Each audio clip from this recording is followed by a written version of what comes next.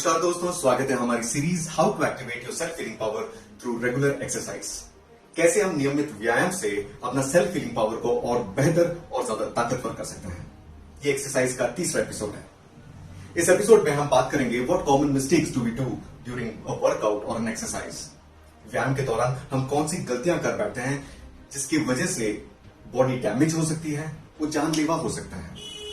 पिछले 2-3 सालों में कुछ सेलिब्रिटीज एक्सरसाइज करते वक्त वर्कआउट करते समय उनको हार्ट अटैक हो गया। सिद्धार्थ शुक्ला एक जाने माने टीवी एक्टर, पुनीत राजकुमार एक famous south Indian actor, Raju Srivastava जो कि हम सब जानते हैं famous stand up comedian, gym में वर्कआउट करते हुए उनका हार्ट अटैक से मृत्यु हो गई। के जो एक जाने माने सिंगर थे, स्टेज में परफॉर्म करते हुए हार्ट अटैक से उनकी मौत हो गई। स्टेज में परफॉर्म करना एक इंटेंसिव वर्कआउट से कम नहीं होता है। कई फुटबॉल प्लेयर्स फील्ड में खेलते हुए मैच के दौरान वो कोलैप्स कर गए और उनका हार्ट अटैक से मृत्यु हो गई। जिम फिक्स जिन्होंने एक फेमस और बेस्ट सेलिंग किताब लिखी थी the complete book of running, उन्होंने मैराथन दौड़ते हुए अपने 52 वर्ष की आयु में हार्ट अटैक से मौत हो गई। हालांकि जिम फिक्स बहुत ही फिट थे, हर दिन 10 मील की दौड़ लगाया करते थे और उन्होंने करोड़ों लोगों को इंस्पायर किया था एक स्वस्थ जीवन जीने के लिए। तो क्या गलत हो गया? शरीर के लिए कुछ अच्छा कर रहे थे, ये उल्टा कैसे हो गया?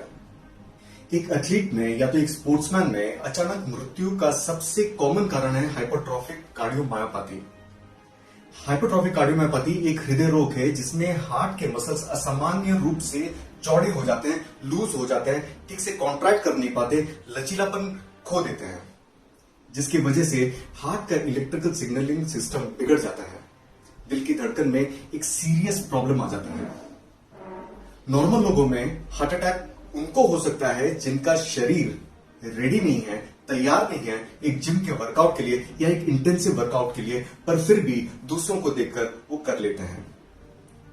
जब भी हम कोई भी इलेक्ट्रॉनिक आइटम खरीदते हैं तो उसके साथ एक मैनुअल आता है कैसे यूज करना है, और अक्सर हम उसे बहुत ही गौर से पढ़ के उस इलेक्ट्रॉनिक आइटम का इस्तेमाल करते हैं।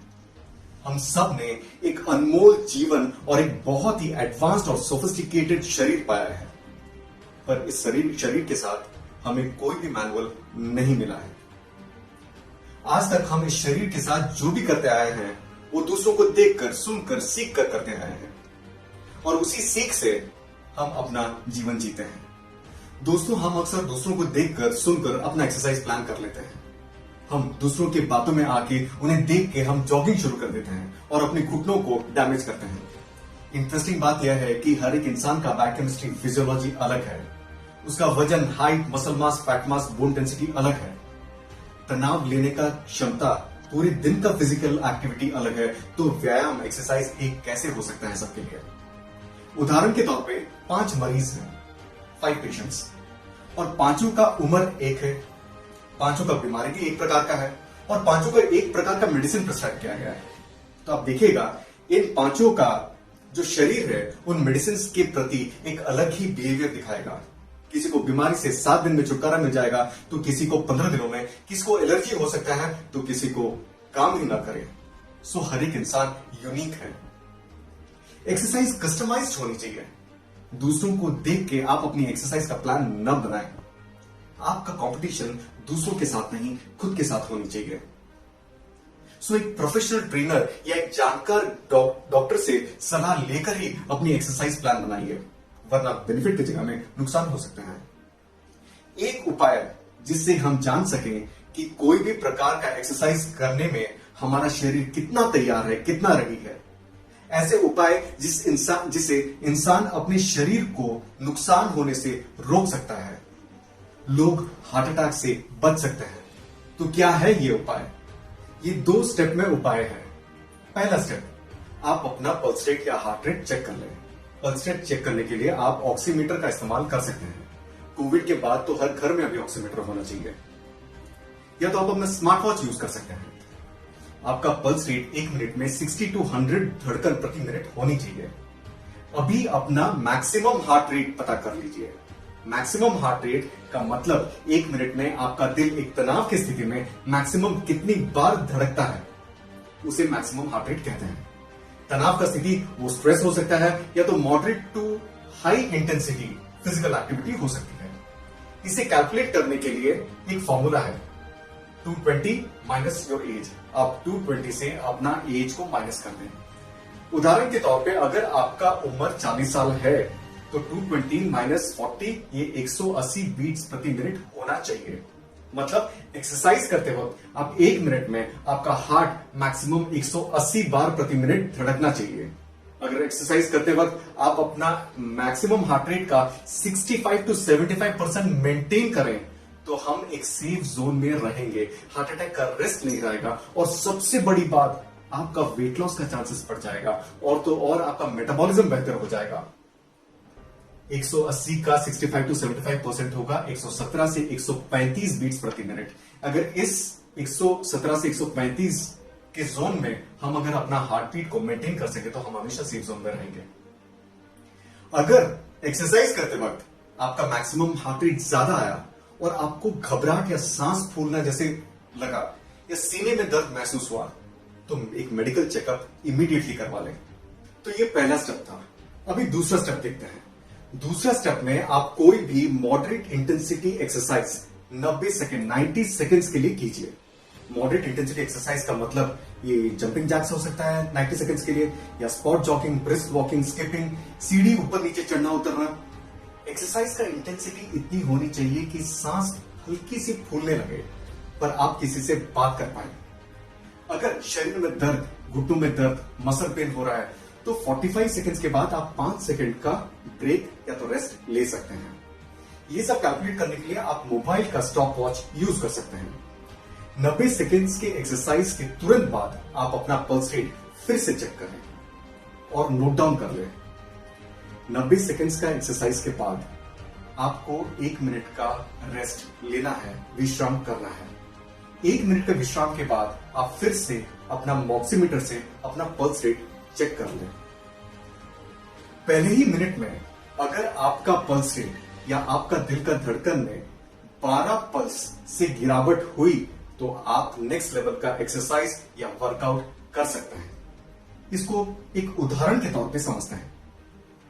फॉर एग्जाम्पल, अब 90 सेकंड के एक्सरसाइज के बाद आपका पल्स रेट 170 बीट्स प्रति मिनट आया। मतलब एक्सरसाइज के बाद आपका दिल 170 टाइम्स धड़क रहा है तो 1 मिनट का विश्राम के बाद उसमें 12 बीट्स घटनी चाहिए। मतलब 170 माइनस 12 158 तक गिरनी चाहिए। मिनिमम 12 तक गिरने से अच्छा है। अगर उससे भी ज्यादा गिर रहा है तो ये और अच्छा है। मेरा पर्सनली मैं कैलकुलेट किया तो मेरा 20 तक गिर रहा है, 20। आपका कितना हो रहा है कैलकुलेट करके कमेंट बॉक्स में जरूर शेयर करें। और जब आप एक्सरसाइज रेगुलरली कर रहे हो, एक कंसिस्टेंसी मेंटेन कर रहे हो तो हर 7वें दिन में या हर 15 दिनों में जो 90 सेकेंड्स का मॉडरेट इंटेंसिटी एक्सरसाइज को धीरे धीरे और डिफिकल्ट और चैलेंजिंग कीजिए ताकि आप अपने एक्सरसाइज रिजिम को बेहतर और चैलेंजिंग कर सकें, एक बेहतर स्वास्थ्य के लिए, एक पावरफुल स्टेमिना के लिए और एक बेहतर हीलिंग सिस्टम के लिए। इस उपाय से बहुत से लोग हार्ट अटैक के शिकार होने से बच सकते हैं, वेट लॉस में मदद होगी, मेटाबॉलिज्म बेहतर होगा और बहुत सी बीमारियां जैसे हृदय रोग, high BP, cholesterol, diabetes, PCOD, मोटापा, एंजाइटी, डिप्रेशन जैसे बीमारी से बच सकते हैं। तो इस वीडियो को ज्यादा से ज्यादा शेयर करें। इन सेलिब्रिटीज के मौत के पीछे बहुत से कारण हो सकते हैं पर यह कारण भी जरूर होगा कि उन्हें अपने हृदय के स्वास्थ्य के बारे में जानकारी नहीं होगी। तो इसीलिए 40 साल उम्र के बाद हर किसी को एक general body checkup, blood test, ECG करवा लेनी चाहिए ताकि अगर कुछ छोटा मोटा प्रॉब्लम हो तो उसे ठीक किया जा सके। आपकी एक्सरसाइज के रूटीन में योगा अनिवार्य है। योगा 2 से 5 बार एक हफ्ते में अनिवार्य है। दोस्तों, अभी और कुछ कॉमन मिस्टेक्स के बारे में हम बात करते हैं जो हमें कोई भी वर्कआउट से पहले ध्यान देना चाहिए।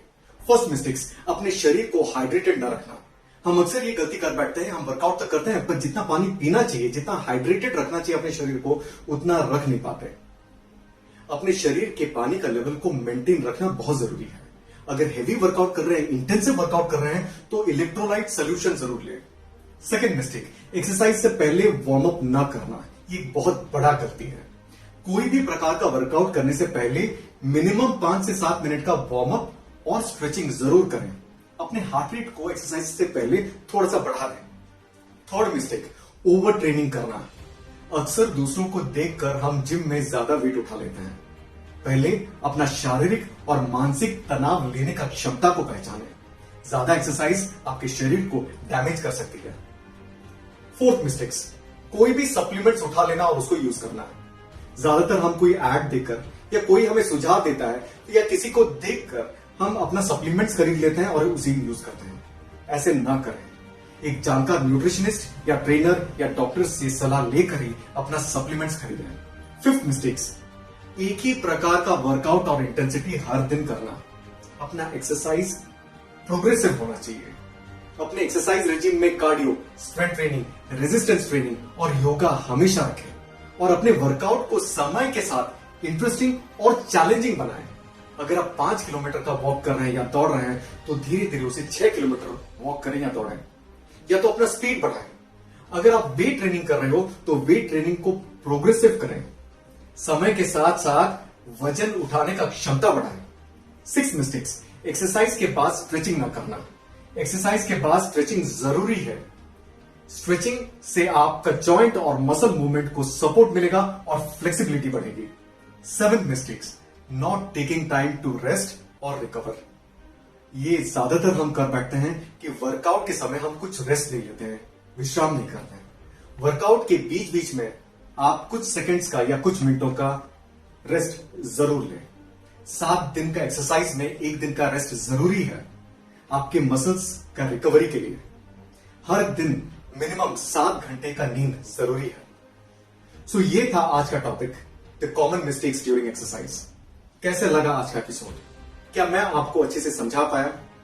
कमेंट में जरूर शेयर करें। लाइक, शेयर, सब्सक्राइब जरूर करें। Let's together create a healthy India. This is doctor Parth signing off. Till then, stay healthy, exercise regularly, sleep well. Goodbye.